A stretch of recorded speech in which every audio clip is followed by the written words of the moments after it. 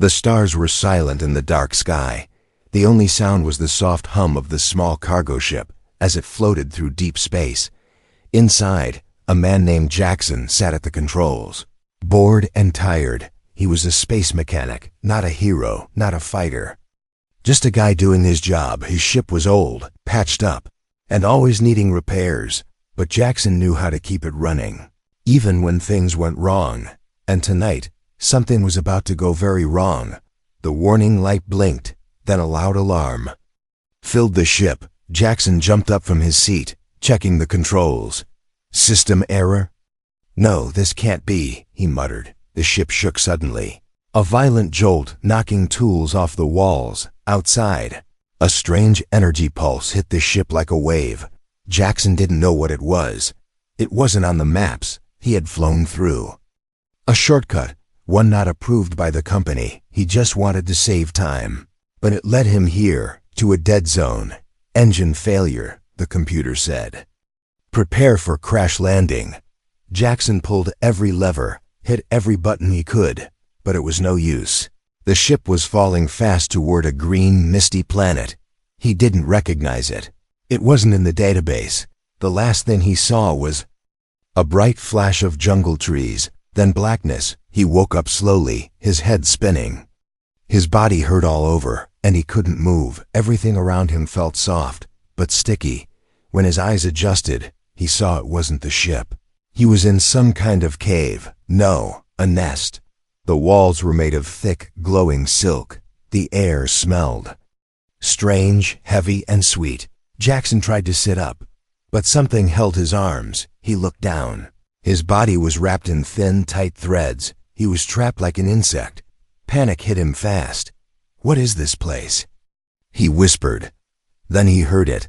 A sound like soft clicking. Something was moving. Crawling above. He looked up and his heart nearly stopped.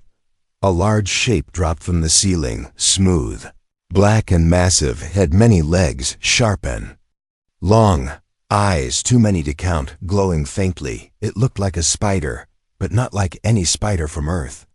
This one was intelligent. Watching him closely, he wanted to scream, but his voice was weak. Then he heard a voice, but not through his ears. It was inside his mind. Soft and clear. You survived, the voice said.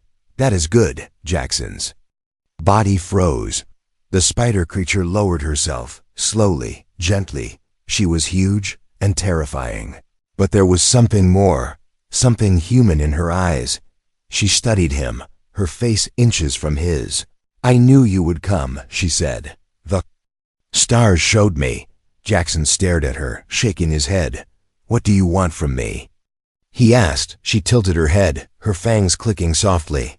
I want nothing, she said. You are already mine. He didn't understand, his mind racing.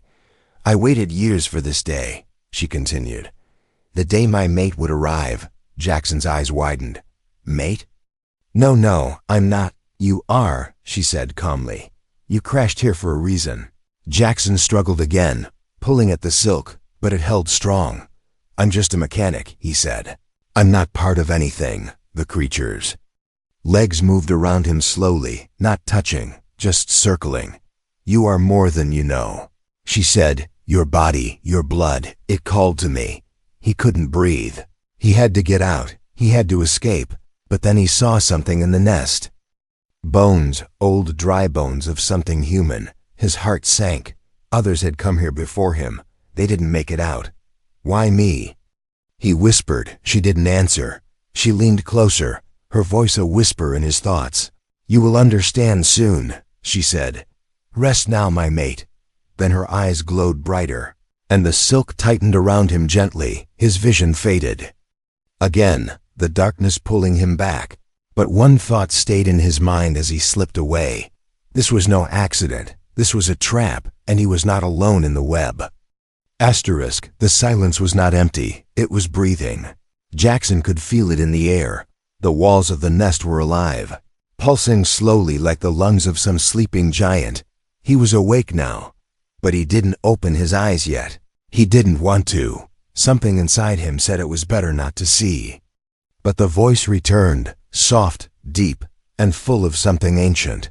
"You are awake again," it whispered. "That is good." Jackson opened his eyes. The same silk walls surrounded him, glowing slightly blue, but now the queen was closer. She was sitting still, watching him like a statue, her legs folded neatly, her eyes never blinking. He felt like prey, but something was wrong. She didn't look hungry, she looked calm, like she was waiting. "Why am I here?" Jackson asked, his throat dry. The queen tilted her head slowly. "You are not here by accident," she said. "You were brought." He shook his head. "No, I crashed my ship." "Yes," she interrupted. "The crash was part of the calling." Jackson didn't understand. His heartbeat was loud in his ears. "I don't belong here," he said. "I'm not part of your world." The queen leaned closer, her giant eyes glowing softer. "You are part of something bigger now," she said. "My web connects everything. The stars, the stories, the bloodlines." She walked around him slowly, her legs making no sound. Then she stopped and placed one sharp leg beside his head, gently. "There is an old prophecy," she said. "It speaks of the two-soul mate." Jackson stared at her. "What does that mean?" he asked. "One soul of stars, one soul of silk," she answered. "Together, they will bring balance to my dying species." He laughed nervously. "You think that's me?" "I know it is," she said. "Your blood sings to the web." He didn't like the way she said blood. It made his skin crawl. "You're insane," he said quietly. "No," she replied. "I am dying." Her voice changed for the first time, softer, almost sad. "My kind is ancient," she said. "We ruled before humans even opened their eyes. But now we are few," she continued. "And I am the last queen." Jackson didn't answer. He saw something move behind her, large cocoons hanging from the ceiling. Some were open, torn, empty. One was moving. "What are those?" he asked, pointing weakly. She turned her head slightly but didn't look. "Failed mates," she said calmly. "They were not strong enough." His blood ran cold. "So you kill them?" he asked. "I test them," she said. "And they fail." Jackson stared at her, his heart thudding. "Then why haven't I failed yet?" he asked. The queen leaned closer. "Because you are still alive," she whispered. "And I want you to live." Suddenly, her leg touched his arm, gently brushing the silk off his wrist. The contact was cold, smooth, and wrong, but not painful. "Your kind speaks with fear," she said. "But your mind is curious." Jackson didn't respond. He was watching the cocoons again. One cracked. A small clawed limb slid out. He turned his head quickly. Sick to his stomach. "I can't stay here," he said. "I need to go back." "There is no back," she said. "Only forward, through the web." She paused, then added in a deeper voice, "If you try to leave, you will die like the others. But if you stay, you will change." He felt the silk around his legs loosen, just slightly. A test, a choice. "Why are you doing this to me?" he asked. She didn't answer right away. Instead, she slowly pulled back, letting him see her fully, her body glowing softly, her long limbs folding in, her eyes glowing with light and shadow. "I am not doing it to you," she said at last. "I am doing it for us." Then she lifted one leg and touched her own chest. From it, a soft green glow rose, a mark shaped like a web. It pulsed once. And then, unbelievably, Jackson felt something burn faintly on his own chest, under the silk. His skin burned with the same symbol. He screamed. The queen smiled. "Our bond has begun," she whispered. "You will come to love me." The nest was never silent, even when everything looked still. Something was always moving. The walls breathed, the silk hummed softly, and the shadows danced like they had minds of their own. Jackson no longer fought the web, at least not when the queen was watching. He had learned to pretend, to play along. It kept him alive for now. But he was always listening, always looking, waiting for the right moment. The queen had stopped, tying him down completely. Now he was allowed to walk, inside her nest only. She said it was a gift. He knew it was a trap. As he explored the nest, he saw more than he should have. Not everything was clean or beautiful. Some tunnels were dark, twisted, and filled with strange sounds. He once heard crying from behind a silk wall, human crying. But when he returned later, it was gone. Only silence and a patch of red thread remained. One day, while the Queen rested in her chamber, Jackson slipped away. He followed a thin tunnel that curved downward like a spiral. The air grew colder with each step. He didn't know where he was going, but something pulled him, a whisper inside him that wasn't hers. Not the Queen's voice, something older, deeper. Then he saw it, a chamber, hidden far below the nest. Unlike the others, this one was not covered in silk. It was made of black stone, cracked and ancient. He stepped inside, heart racing, and froze. There were Bada's human bodies, dried out, crumbled like old leaves. Dozens of them, wearing flight suits, repair gear, some still clutching broken tools.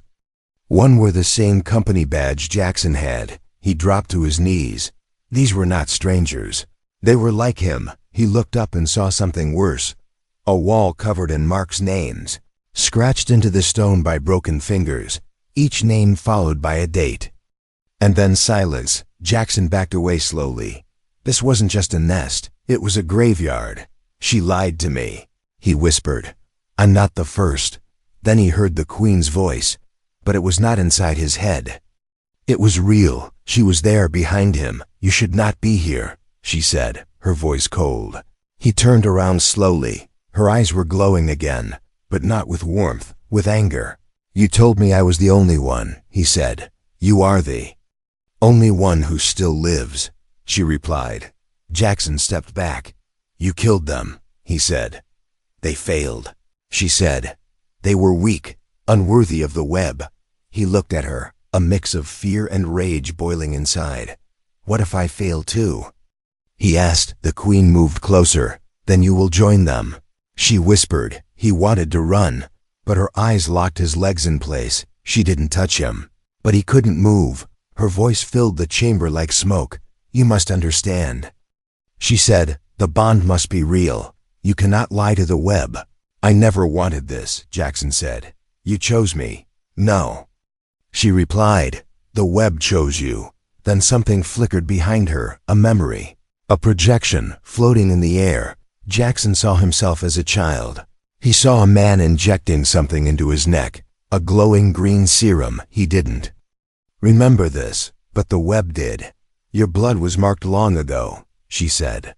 You were always meant to return. His body shook. How do you know this? He asked. I have your memories, she said. All of them. You stole them. He said. I saved them, she answered. Even the ones you forgot. He dropped to the floor, hands on his head. This was too much. Too many lies, too many truths. What was real anymore? The Queen walked away, her legs tapping the stone slowly. You cannot escape your purpose, she said. She turned once more before disappearing into the dark tunnel. Rest, my mate, she said.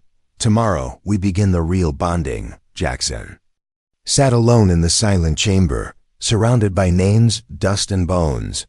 His eyes found one final word scratched into the wall. It said, run. He didn't sleep that night. He only planned, because now he knew the truth. He was not the chosen one. He was just next. Jackson no longer saw the nest the same way. He had walked its tunnels, touched its walls, and stared into its secrets. Now, every silk strand felt like a lie, every whisper from the Queen like a poisoned promise.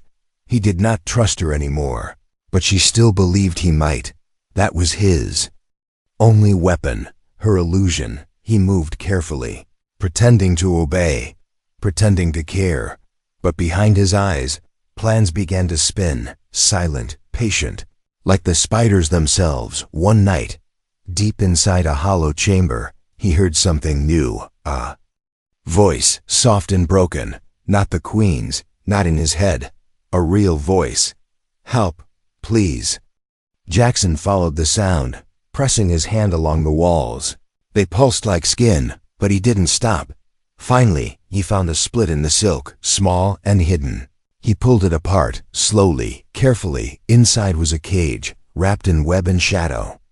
And in that cage, a creature, not human, not spider, something in between. Its arms were thin, but its eyes were deep, full of pain, and still burning with life.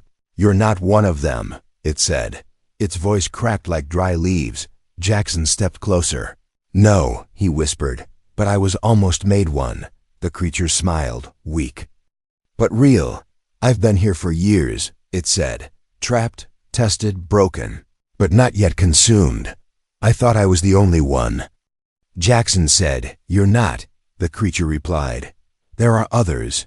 That night changed everything. Jackson returned again the next day, and the day after. Each time he brought something: water, bits of food, tools, stolen from the Queen's unused chambers. The creature told him its name was Rel. It had been taken from a ship like his, long ago. Promised survival, given madness instead. "She feeds on our hope," Rel said, "not just our bodies." Soon, Jackson discovered more survivors, deeper. In the nest, hidden like cracks in old stone. One had no voice, only eyes. Another had 8 fingers and skin like silk. They were not fully human anymore, but they still remembered who they were. And they hated the Queen as much as Jackson did. Together, they formed a silent pact. No speeches, no promises. Just looks, nods, hands gripping hands, survive, resist, and someday, escape. Jackson used what skills he had left. He fixed old alien tech he found in the Queen's relic rooms. A broken blade, a memory device, a small light bomb hidden inside a dead guard's shell. Everything had purpose now. Every second was stolen from her web. But the Queen noticed. She always noticed. One morning, she entered his chamber early, her body tense, her legs sharp and still. "You have changed," she said. Jackson looked up slowly, acting tired. "I dream differently now." He lied. She stepped closer. "There is something in you," she said. "Something I cannot read." He smiled weakly. "Maybe your web is losing power," he said. She didn't like that. Her fangs clicked once, loud and sharp. Then she leaned forward, touching his forehead with her claw. For 1 second, Jackson's mind burned. He saw fire, blood, broken stars, and then silence. She pulled back, eyes narrow. "You are hiding something," she whispered. "I will find it." Later that night, he woke up sweating. Something moved under his skin. Not his thoughts. Something else. He tore his shirt off, looked at his chest. A thin mark had appeared, moving like a worm. It wasn't a mark, it was a parasite. The Queen had placed it inside him. Not to kill, but to watch. She didn't trust him anymore. And now she didn't have to. Jackson stared into the mirror of water beside him. His eyes looked tired, older, almost like hers. But he wasn't hers, not yet. He pressed his hand to the parasite, breathing slowly. "It's not over," he whispered. "Not even close." Then he returned to Rel and the others. He didn't speak of the parasite. He only said one thing: "Tomorrow we move."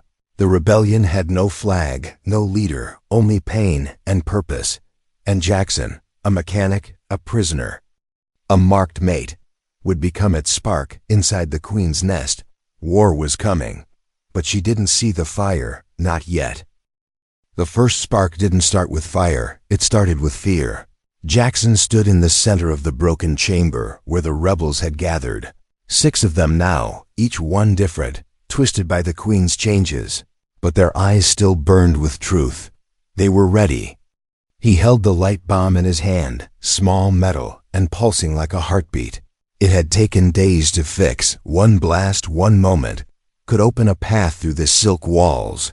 Rel stood beside him, trembling. "This will bring the guards," he sighed. Jackson nodded. "We want them to come," he replied. He didn't tell Rel about the parasite moving under his skin. Didn't say how it whispered to him now, sometimes using her voice. Didn't say that some nights he woke up standing, staring at the Queen's chamber, with no memory of how he got there. Time was running out. Not just for the rebellion, but for his own mind. He pressed the button.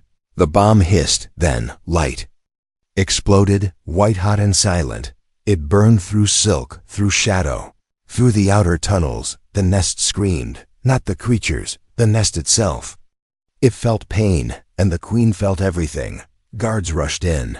Twisted things with spider legs and half-formed faces. Jackson didn't hesitate. He used a broken plasma tool like a blade, slashing through the first one. The others fought with claws, teeth, rage. They weren't warriors, they were survivors. And that made them more dangerous. Silk burned, walls collapsed. The nest shook as if it were alive and dying at the same time. Screams filled the tunnels, from rebels and guards alike. Jackson fought hard, but something inside him began to change. His breath slowed, his vision sharpened. He moved faster than he should have, stronger than he was. The parasite was waking up, giving him power, but at a cost. He stabbed a guard, but didn't stop. He kept hitting it long after it was dead, blood on his hands and laughter in his ears. Not his laughter, hers. He backed away, gripping his chest. "Not now," he whispered. "Not yet." Then he heard her voice deep in his skull. "You were made for this," the queen said. "My little flame," he screamed, but only inside. Outside, he looked calm, deadly, controlled, like a spider. Rel grabbed him, eyes wide. "Jackson, the path is open," he shouted. "We can run." "No," Jackson said. "We don't run yet." He looked toward the queen's chamber. He could feel her waiting, watching. "We end it," he said. The rebels followed him through the broken tunnels, past burning silk and shattered web. They reached the heart of the nest, the thrown web. The queen stood tall at its center. Her body glowed with power, but her eyes, they looked tired. "You betrayed me," she said, her voice filled with silence and storm. "No," Jackson said. "You lied to me." "I loved you," she said. He paused. For just a second. He believed her. He felt her pain like a wave through the web, but it wasn't love, it was need. She raised her legs, ready to fight. But Jackson moved first, faster than he had ever moved. They clashed, metal against claw, silk against fire. The rebels attacked from all sides. But the queen was not just strong, she was ancient. Her web fought back, wrapping around their minds, showing them their worst memories. Jackson fell to his knees. He saw Earth burning, his mother screaming, a child version of himself running. He screamed, "Get out of my head." Then, silence. The parasite inside him pulsed once, and then, it obeyed him.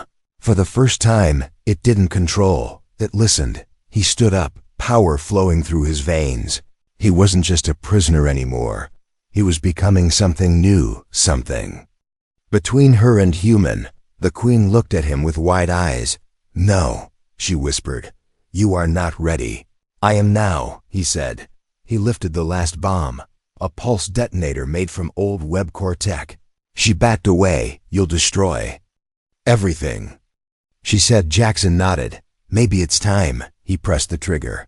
The chamber exploded in light and sound. The nest screamed again, louder than before. When the dust cleared, Jackson stood alone. The queen was gone, the rebels scattered. But the web was not dead. It was inside him now, and it was awake. Asterisk. The nest was no longer a place. It was a memory, broken, smoking, silent, but still alive deep inside him. Jackson walked alone through the remains. No rebels beside him, no queen chasing him, only echoes. His chest still burned where the parasite slept. Not dead, not awake, waiting. He wasn't sure what he was anymore. His blood felt heavier, his thoughts sharper. Sometimes he could hear whispers before people spoke. Sometimes he dreamed in silk. But one thing stayed clear. The queen had lied, and he needed to know why. He returned to the deepest part of the nest, the stone chamber with the names, where the air smelled of truth and death. But this time, he went further, behind the names. There was a tunnel no silk had touched, old, dry, full of dust and dead stars. It led to a door, not made by spiders, not even by her kind, older than that. He stepped through, and the door closed behind him. Inside was a room of crystal walls, floating lights, and silence that hummed. This was no part of her hive. This was where the prophecy began. In the center was a circle, filled with glowing threads, not spider silk, time silk, memory silk. When he touched it, visions hit him like lightning. He saw the first queen, born of the ancient stars. Her people were not monsters then. They were watchers, weavers of balance between life and shadow. But they made a mistake.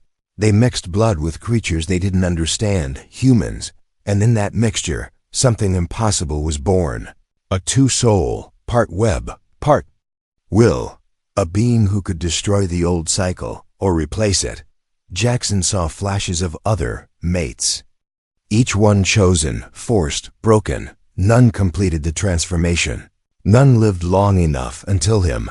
He wasn't chosen by fate, he was selected by fear. The queen needed a body strong enough to finish what her ancestors started, not to save her people, but to remake them. She lied. Jackson whispered. The prophecy wasn't about love. It was about control. Then a voice echoed in the chamber. Not the queen's, his own, older, deeper. You were always meant to be more, it said. He turned, and standing in the light was himself, but changed, skin silver-threaded, eyes glowing, arms long and precise like spider limbs. This was what he was becoming. No, Jackson said. I won't turn into that. The vision stepped forward. You already are, it said. And soon you must decide web or fire. Then the crystal walls cracked, and the queen stepped through, her body torn but alive, not dead, not defeated. Only angry. You found it, she said. You weren't supposed to, Jackson faced her, heart pounding. The prophecy isn't yours to use, he said. It's not about saving your kind, it's about ending it. She didn't move. You don't understand what will happen if you deny it, she said. The web will unravel, and with it every thread tied to it. Then let it unravel, he said. The queen hissed, her voice cracking. Without the web, there is only chaos. Good, Jackson replied. Maybe chaos is better than lies. The chamber shook. The parasite inside him awakened fully, but this time he didn't fight it. He reached into the silk memory again, and something opened. Inside him, not darkness, not power, choice. He stepped toward the queen. Glowing now, the air bent around him, silk threads burning in his wake. She stared at him, and for the first time, she looked afraid. You are not my mate anymore, she whispered. No, Jackson said. I am your ending. He raised his hand, filled with the energy of the web and the will of a human, and spoke the ancient words hidden in his blood. The silk began to fall, strand by strand, not torn. Released, the web of lies was breaking. The queen screamed, but it was not rage, it was sorrow. Her people would vanish, her time was over. She reached for him, not to fight, but to touch, to say goodbye. You were beautiful, she said, and then she was gone. Jackson stood alone in the light, the web inside him still humming. He had broken the prophecy, but something new had begun, something unknown, something alive. The queen was gone. The nest had collapsed behind her. The tunnels were empty now. No whispers, no breathing walls, no watchers in the silk. But Jackson didn't feel free. He stood in the dust of her throne, staring at the glowing threads still wrapped around his fingers. They weren't holding him, he was holding them. For a long time he didn't move. The others had escaped. The rebels, the hybrids, the almost humans. They ran when the web fell, screaming with joy, with pain, with confusion. But Jackson stayed, because part of him knew the truth. This story wasn't over, not for him. The parasite inside him was quiet now. It no longer whispered or writhed beneath his skin. It had become part of him, like a breath, like memory. He walked through the ash of the old nest, past burned silk and shattered bone. Every step echoed like a goodbye, yet something followed, not behind him, but inside. A presence, silent but alert. He reached the surface. The sky above was strange, heavy with green clouds and red light. But he could see the stars again, his ship, Or what was left of it still lay in the clearing. Broken but repairable, he worked in silence, hands moving like they remembered their old life. Wires, fuel cells, cracked screens, all of it felt simple now, human. But nothing inside him felt human anymore. Hours passed, or maybe days. Time didn't follow rules on this planet. He stopped measuring it. Once the ship lit up again, humming weakly, he climbed into the seat. He stared at the screen. The planet's name appeared, not in numbers, not in code, just one word: Avaraxis. He had never heard it before, but now it felt familiar. The Queen's voice echoed from somewhere in his mind. Not as a threat, but as a memory. You were always part of the web, she had said, even before you were born. Jackson started the launch sequence. Engines roared, the ground shook, and dust filled the air. As the ship rose, he looked down one last time. The nest was gone. But something shimmered beneath the soil, like a sleeping web, waiting. He didn't know what he had unleashed, or what he had become. When he reached orbit, the stars stretched out before him, endless and bright. He could go anywhere now. Earth, colonies, unknown systems. But for the first time, he didn't want to return. He touched his chest where the mark once glowed. Now it pulsed faintly beneath his skin. Not a mark of ownership, but a symbol of transformation. He remembered her final words, not her threats, but her truth. You were beautiful, she had said, not because of what he was, but because of what he could be. Maybe she was right. Or maybe she was still lying. He didn't know anymore. And that was the hardest part. As the stars passed by his window, Jackson closed his eyes. He saw silk weaving itself in patterns too large to understand. Not traps, not cages, designs. Was he free now? Or had he simply become the next weaver? A soft voice echoed in the silence. Not hers, not his. Something new. You are the beginning, it said. Jackson opened his eyes, and somewhere, far beyond the stars, something opened with him.